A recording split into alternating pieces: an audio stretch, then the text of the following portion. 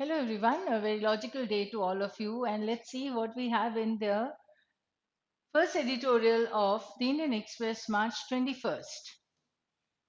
That is the Fed's delicate dance. Fed's delicate dance में हम समझ सकेंगे कि we are talking about the Federal Bank in US और फिर अब RBI क्या करेंगी उनके हिसाब से. That is what we are going to see. Let's see what we have in the reading part here. And I'll tell you one thing कि इसके बाद एक छोटा सा पैसेज, एक छोटा सा आर्टिकल और लेंगे जो भी इंडियन एक्सप्रेस का ही है, ठीक है. But the US Federal Reserve chose to keep interest rates unchanged Wednesday, noting that uncertainty around the economic outlook has increased. If the uncertainty has increased and therefore they have not made any changes. So the target range for the federal funds rate remains at 4.25 to 4.5%, while the central bank signaled the possibility of two interest rate cuts during the course of this year. आगे जाके ये हो सकता है, लेकिन अभी फिलहाल के लिए it remains the same, right? इसने कहा ना, chose to keep it unchanged. That means it remains the same. Chairman Jerome Powell struck a note of caution. ठीक है, नोट ऑफ कॉशन उससे पहले ही दे दिया कि ऐसा ना सोचें कोई कि आगे भी चेंज नहीं रहेगा. नहीं, उसने बोला कि 2 बार कट हो सकते हैं इस साल. We are not going to be in any hurry to move. He also said that the current policy stance is well positioned to deal with the risks and uncertainties we face, and that the right thing to do is to wait here for greater clarity about what the economy is doing. So they wanted to wait here. This current policy stand is well positioned. ये भी उसने कह दिया कि ठीक है, अभी वो रुक के देख रहे हैं. क्यों? क्योंकि अनसर्टेनिटी है. So we get two things here. One, there is uncertainty, and according to this person, he needs greater clarity. क्योंकि अगर अनसर्टेनिटी है तो क्लैरिटी तो चाहिए, उसके बाद कोई कदम वो उठा सकते हैं अच्छे से. The projections released by the Fed, which point towards slower economic growth, higher inflation, and unemployment, underline the challenging environment in which the central bank is operating. So, this paragraph also comes up with the same thing, that because there is uncertainty, right? Because it is pointing towards slower economic growth, higher inflation, and all this, so the environment becomes a challenging one. Now, in December, median projections of GDP growth in 2025 stood at 2.11%. In the latest meeting, these were revised down to 1.7%. ठीक है, तो कुछ projections होते हैं और estimates होते हैं और फिर उसको रिवाइज भी किए जाते हैं, तो उसमें चेंज हो जाता है कि एक्चुअली किस तरीके से चल रही है economy. Alongside, inflation is now expected to pick up, touching 2.7% up from the earlier assessment of 2.5. तो earlier assessment 2.5 था, अब वो बढ़ती जा रही है. ठीक है, अब हो सकती है बढ़ जाएगी. तो यहाँ पे उन्होंने जो प्रोजेक्ट किया था रेट, वो उसे कम कर दिया, और यहाँ पर जो उन्होंने प्रोजेक्ट किया था इन्फ्लेशन के लिए, उसे बढ़ा दिया. So and the unemployment rate is expected to inch upwards to 4.4%. मतलब अनएम्प्लॉयमेंट बढ़ जाएगा, इन्फ्लेशन बढ़ जाएगा. देखो, पिकअप है, इंच अपवर्ड्स है. In recent weeks, fears have been voiced of a deeper economic slowdown. Sentiment has weakened, and there is considerable uncertainty over how the US President Donald Trump's policies, especially on tariffs, deficits, and immigration, will play out. Right? How this is going to play out. So, again, this shows us uncertainty and the impact on the broader economy. ठीक है, मतलब ये देखना है कि ऊंट किस तरफ बैठा है, तो अगर उसके हिसाब से फिर चेंजेस होंगे आगे की इकोनॉमीज में. ठीक है, and all this is the data given. Now, the issue of reciprocal tariffs to be effective from April 2 is weighing heavy. This uncertainty will impact the household and the firm spending, right? Still talking about the uncertainty and its impact. जैसे इसने पहले कहा था, उसके impact की बात हो रही है on the broader economy. So now it is going to impact the household and the firm spending. In February, the Conference Board's Consumer Confidence Index fell to 98.3, while the uncertainty index of the St. Louis Fed has been edging upwards. तो ठीक है, उसने देखो uncertainty को फिर से बात की है कि ये धीरे धीरे बढ़ती जा रही है. Powell echoed the sentiment, saying that there is just really high uncertainty. What would you write down when making projections? I mean, it's just really hard to know how is this going to work out. इस तरीके से उसने कहा, या मतलब लिख ही क्या सकते हैं हम, प्रोजेक्ट कैसे करें. अगर प्रेजेंट ही इतना अनस्टेबल होता है, इनकंसिस्टेंट है, तो अनसर्टेनिटी तो बनेगी से अनसर्टेनिटी बनेगी, तो मैं प्रोजेक्शन किस तरीके से करूं? This is what he said. Atlanta Fed's GDP Now model has pegged the US GDP growth at 1.8% in the first quarter of 2025, seasonally adjusted annual rate as on March 18. Right, this is what he has just projected कि 1.8% होगा over first quarter में. Now, Trump was quick to criticize the Fed's policy stance. He posted on his social media. So he started criticizing. What did he post on the social media? The Fed would be much better off cutting rates as US tariffs start to transition or ease their way into the economy. When you transition और फिर उसे ease के साथ एक exclamation लगाई कि मतलब उसने खुद का रास्ता easy कर लिया है, तो रेट्स कट होंगे, इस हिसाब से वो कह रहे हैं into the economy. Now, do the right thing.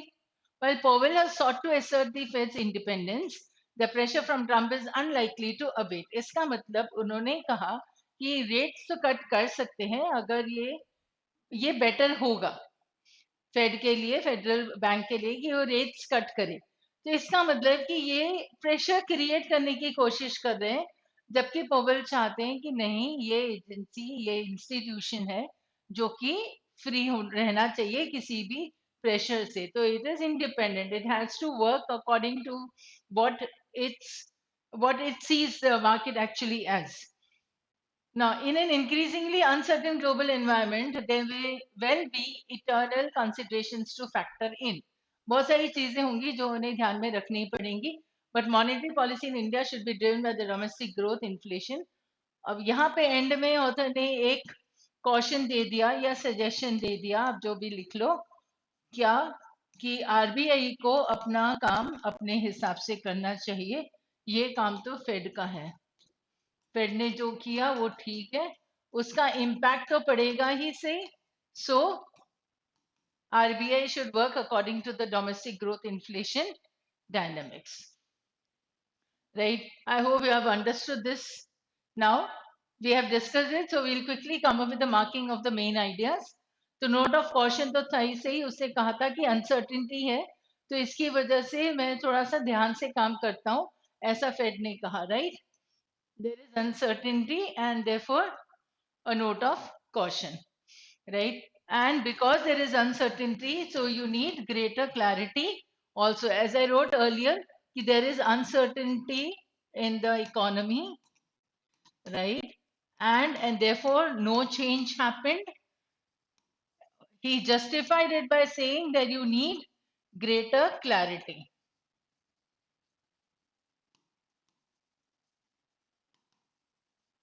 ठीक है, ये उसका हो गया फर्स्ट लाइन में कि what the economy is doing. Right, and this was the justification again that the projections released which point towards lower, ये सब तो उन्होंने कहा. ठीक है, तो challenging environment है, this is the same thing.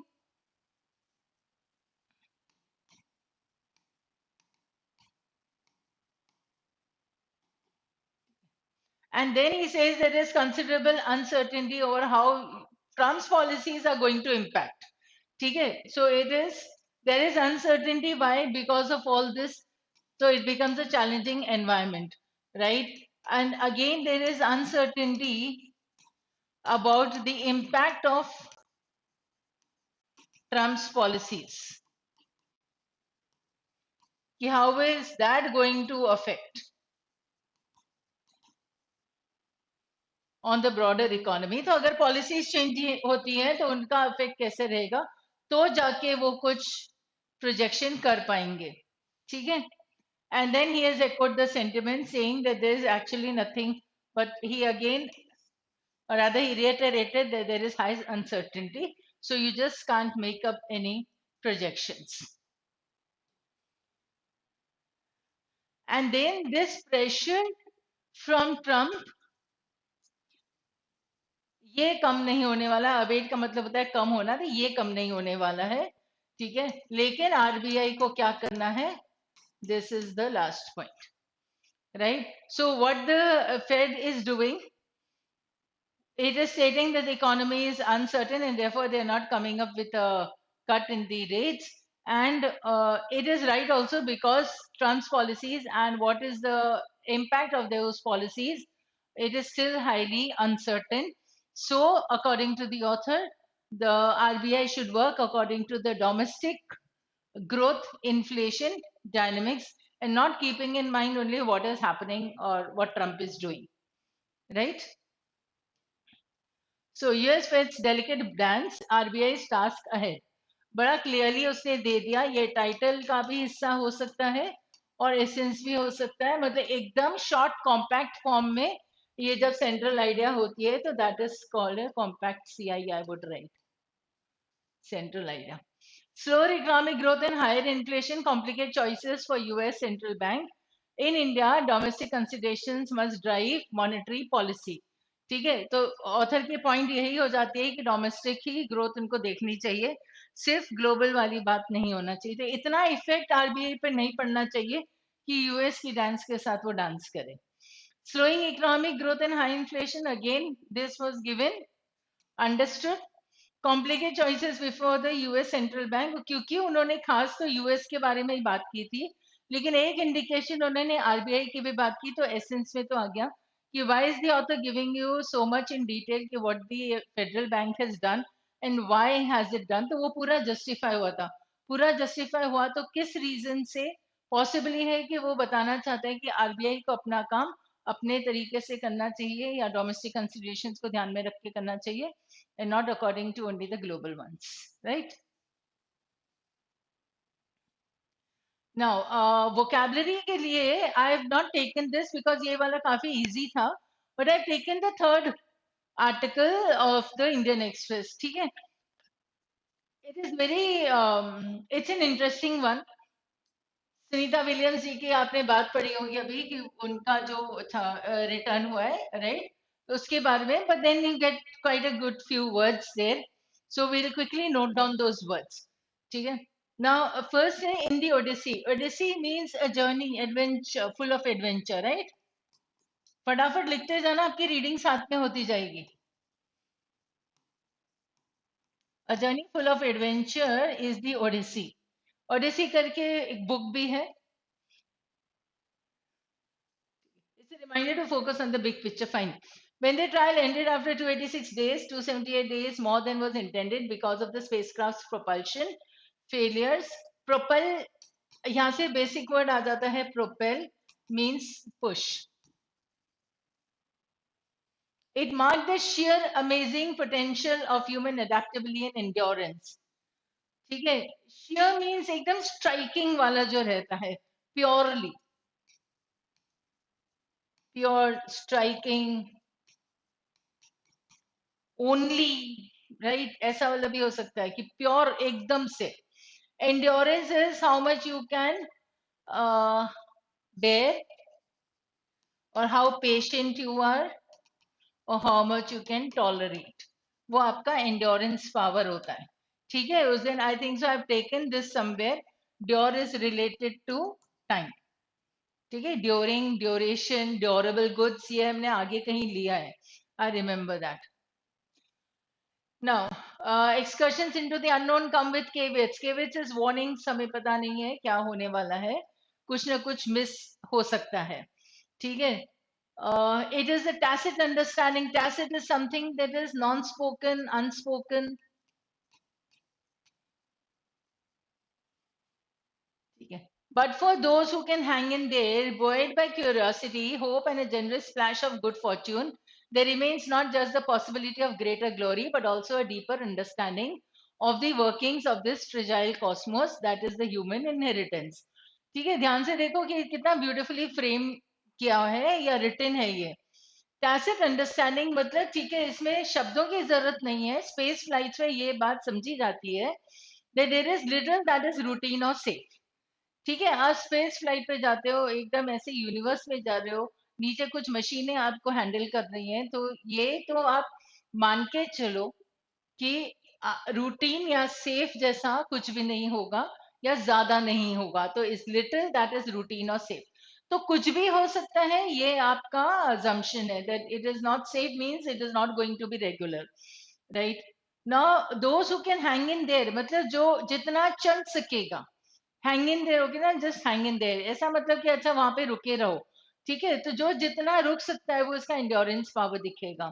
तो जो जितना रुक सकता है, buoyed means something that is carrying you forward or keeping you afloat. buoyancy होता है cheerfulness, keeping afloat, आप ऐसा कर लो। फिजिक्स के हिसाब से देखोगे तो आपको आर्किमिडीज दिखेंगे afloat, ठीक है। सो एंड buoyant इकोनॉमी अगर हम कर लेते हैं तो beyond economy something where the market is good, the industry which would stay there in the market, right. Person के लिए अगर बुयांसी के काम का यूज करते हैं तो वो चेयरफुल के हिसाब से यूज होता है। तो वे यू आर देर है, लगे रहे हो, पकड़ में रहे हो, अभी आप डिप्रेशन में नहीं गए हो, वो बुयांसी हो जाएगा। स्टिल देर, तो स्टिल देर को हैंगिंग इन देर कहेंगे। Hope and a generous splash of good fortune. Splash हमने just splash it, like splash water on your face. ठीक है, तो ऐसे गुड फॉर्च्यून भी लगी है तो किस्मत भी साथ देगी। फ्रिजाइल का मतलब होता है डेलिकेट। कॉस्मोस में पता नहीं कुछ भी हो सकता है, आप देखो क्योंकि कॉस्मोस है, कुछ भी हो सकता है, पर फ्रिजाइल मतलब ब्रोकन या इजीली कैन ब्रेक इजीली। हम हमेशा ये मीनिंग नहीं लगाएंगे फ्रिजाइल के लिए, ठीक है। तो फ्रेजाइल कॉस्मोस में चेंजेस कैन हैपन, वो चेंज होता जाएगा, कुछ ना कुछ तो हो सकता है। That is the human inheritance, और यही है इनहेरिटेंस हमें जो मिला है। For astronauts Sunita Williams and Barry Birch Wilmore, it began with a faulty Boeing Starliner test flight in June last year, but when it ended 286 days later, 278 days more than was intended because of the spacecraft's propulsion failures, it marked not just the expansion of horizons, but also the sheer amazing potential of human adaptability and endurance. यही line मैंने heading में दी थी, वो हो गया है। By the time of their splashdown off the coast of Tallahassee in the Florida Panhandle, Williams and Wilmore had orbited the Earth 4, 5, 6, 7, 6 times. ठीक है, मतलब उनको रहे कितने दिन हुए? 286, और 286 में सोचो आप उन्होंने कितने चक्कर लगा दिए दुनिया के, ठीक है। तो किस स्पीड से उनका चल रहा होगा? 195 million kilometers. It did not qualify the mission as the longest. Russian cosmonaut Valery Polyakov, who spent 437 days in the Mir space station, has that honor, followed by this. ये पूरा उन्होंने वो दे दिया कि कौन कितने दिन रहा है, ठीक है, उसमें नहीं आते। Unexpected mission extension, but Williams surpassed the record of NASA astronaut. ठीक है, ये है जो उन्होंने रिकॉर्ड स्थापित किए।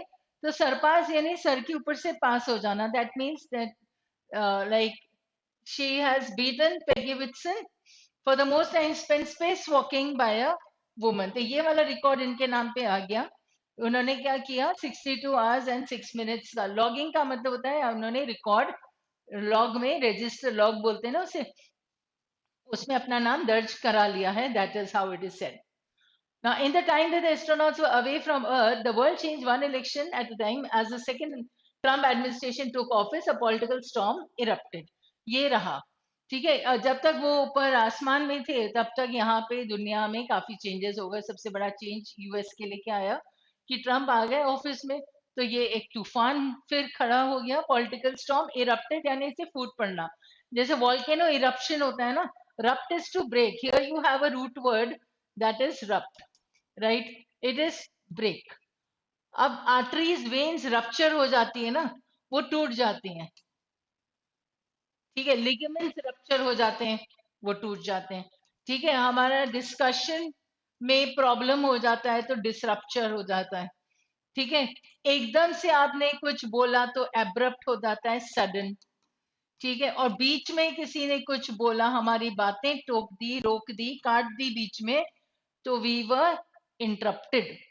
So you can see the root word rupt is doing its work here, right? So political storm erupted, volcano से ऐसे फूट के निकलता है, तो ऐसे political storm आ गया, ठीक है। Over the delay in their return, throughout Williams and Wilmore focused on conducting experiments and fixing equipments, trusting NASA with decisions about their return. Perhaps they knew what many Earthlings choose to ignore. अब यहाँ से थोड़ा सा अपना logical दिमाग इस्तेमाल करना, ठीक है। अब उन लोगों को पता था कि नीचे दुनिया के लोग कैसे चलते हैं या कैसे सोचते हैं, क्योंकि वो भी इसी दुनिया के हैं. So they knew very well what these people would choose to ignore. ठीक है, हमें कौन सी मुश्किल हो रही है, वो ऊपर बैठे हैं, ले आएंगे, कर लेंगे काम आराम से, बैठे रहने दो, क्या ही दिक्कत है. So they choose to ignore, and these two people knew what many earthlings choose to ignore, that in the larger scheme of things, human beings are consigned to the margins. अगर हम बड़ी बड़ी बातों को ध्यान में रखेंगे तो ह्यूमंस के लिए आपको काम करना या ह्यूमंस के लिए टाइम निकालना, वो हमेशा साइड में धकेल दी जाती हैं वो चीजें. तो these human beings are pushed to the margin. तो सुनीता विलियम्स इतने दिनों से ऊपर हैं आसमान में, स्पेस में, तो ठीक है, हम अपने काम से काम करेंगे, हम आएंगे 10 घंटे ऑफिस में, उसके बाद चले जाएंगे, फिर क्या ही करना, कल सोचेंगे फिर क्या करना है, कैसे करना है. नहीं. तो अगर वो पुश होता तो इतने दिनों तक वो ना रहते. मतलब this I am simply coming up with explaining this context, right? So, in the larger scheme of things, human beings are consigned to the margins. Their journey to the center dependent on empathy and a scientific temper that allow the light to shine through. उनको वापस centre पे ले आना किस पे depend करेगा, जब कोई उनके हिसाब से उनकी बातों को समझ सकेगा कि वो ऊपर किस तरीके से जी रहे हैं, एंड सेकंड या क्या कर रहे हैं, and second that scientific temper, that push that would keep the people going in, like in finding out ways and means how to bring those people back, and ultimately they succeeded and brought these people back. तो इसे light to shine through कर लेंगे. ठीक है, तो ये एक third article था, उसमें इंडियन एक्सप्रेस का ही एडिटोरियल था, the third one, so you can read it again. Right, more to read में we are reimagining the lower judiciary, business standard का आर्टिकल है. This is like related to law, आपके लिए हो जाएगा एक लीगल जॉनर वाला. Second, the challenge of policing digital giants. यहाँ पे आपके पास टेक प्लस पॉलिसी और government, whatever you can write. ठीक है, टेक टेक पॉलिटिक्स आप कर सकते हो इसमें कि वो क्या क्या कैसे कैसे कर सकेंगे, what is happening here. And global trade disorder में of course this is one based on economics, so you can read this also. Global trade disorder आपके पास इंडियन एक्सप्रेस का ही है, ये द हिंदू का है और ये बिजनेस स्टैंडर्ड का है. So I would suggest that read these 3 articles इधर टुडे और टुमारो, पर आज का आज पढ़ लोगे तो बेटर होगा. And that's all for today. And thank you, and stay logical and be positive always. See you.